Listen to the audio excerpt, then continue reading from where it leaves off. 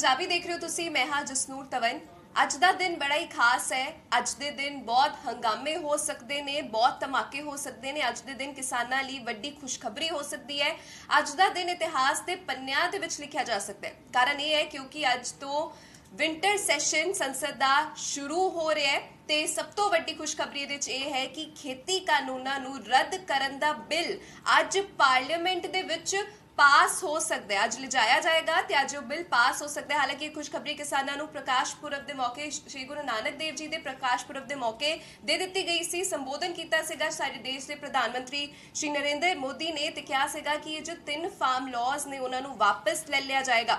तो अज का वो दिन है कि अज संसद दे विच ये खेती कानूनों को रद्द करन दा बिल पेश किया जाएगा। तो हो सकता है कि ਅੱਜ ही ये जो काले कानून ने वो रद्द हो जाए। हालांकि कल एक सरब पार्टी बैठक बुलाई गई सी, एक सरब पार्टी मीटिंग बुलाई गई सी जिस विच हालांकि प्रधानमंत्री आप शामिल नहीं हुए, पर जो सरब पार्टी मीटिंग से उस विच काफ़ी मुद्दों पर चर्चा हुई। तो अज का जिहड़ा संसद के सरद रुत इजलास का आगाज केंद्र सरकार तीनों विवादित खेती कानूनों को रद्द करने लई लिआंदे नवे बिल नूं पेश करन नाल करेगी। लोक सभा की वैबसाइट ते एक जानकारी अपलोड की गई है जिसके मुताबिक नरिंदर सिंह तोमर खेती कानूनों को रद्द करने लई एक बिल पेश करेंगे। जिक्रयोग है कि पिछले एक साल तो दिल्ली दियां सरहदां ते चल रहे किसान अंदोलन की मुख मंगा इन्हां तिन्नां बिल्लां नूं रद्द करना ही है।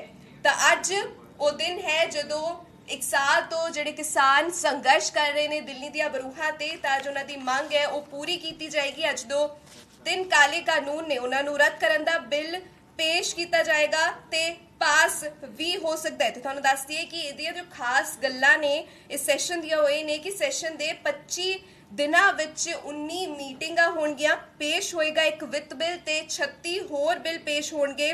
खेती कानूनों को रद्द करन दा बिल भी इस विच शामिल है ते 3 ऑर्डिनेंसां दी जगह ते बिल लिआंदे जाणगे। तां जिहड़ी सरब पार्टी बैठक होई सी कल, जिहड़ी सरब पार्टी मीटिंग हुई सी तां उस विच काफ़ी मुद्दों ते चर्चा हुई सी। तां सुभाविक है कि अज MSP दे कानूनी ढांचे नूं लैके भी गल हो सकती है, इस विषय ते भी चर्चा हो सकती है। महंगाई दे विषय नूं लैके चर्चा हो सकती है, तेल दीयां कीमतां विच वाधे नूं लैके चर्चा हो सकती है, बेरोजगारी ते चर्चा हो सकती है, पेगासस जासूसी विवाद ते लद्दाख विच चीनी हमले वर्गे कई मुद्दों ते चर्चा करवाए जाण दी मंग चुकी गई सी। कल सरब पार्टी बैठक हुई सी, हालांकि प्रधानमंत्री उस विच शामिल नहीं हुए, पर इन्हां मुद्दों ते अज चर्चा हो सकती है। तां MSP दे कानूनी ढांचे नूं लैके भी अज गल हो सकती है। तो देखना बनता है कि किस तरह के हंगामे अज का जो शुरू हो रहा है विंटर सैशन संसद का, तो किस तरह के हंगामे वो लैके आंदा है ते आम लोगों लई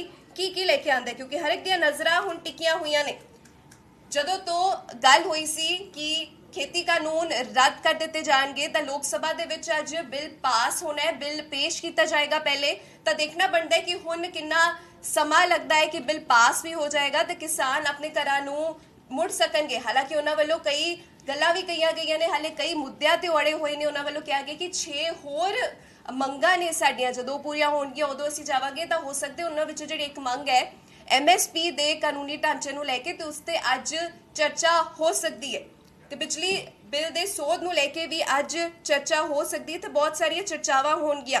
तो सारे दियां नज़रां टिकियां हुई ने कि अज का दिन किस तरह का होएगा तो किस तरह का अज का दिन रहेगा, केड़ी खुशखबरी लेके आएगा। तो अज होएगा खेती कानूनों को रद्द करन दा बिल पेश होएगा। संसद दे रुत इजलास का आगाज हो रहा है, जज हो सकते ने कई वड्डे हंगामे, MSP दे कानूनी ढांचे, बिजली सोध बिल की वापसी ते अंदोलन दे शहीदां नूं मुआवजे वर्गे मुद्दों ते भी हो सकती है चर्चा। सो तुहानूं दस दईए विंटर सैशन ऑफ पार्लीमेंट अज तो शुरू हो रहा है तो बहुत खास गल्लां जो इस नाल जुड़ियां हुई ने होए ने कि अज 25 दिनों में सैशन चलेगा तो 19 मीटिंगां होणगियां, एक वित्त बिल ते 36 होर बिल पास होणगे।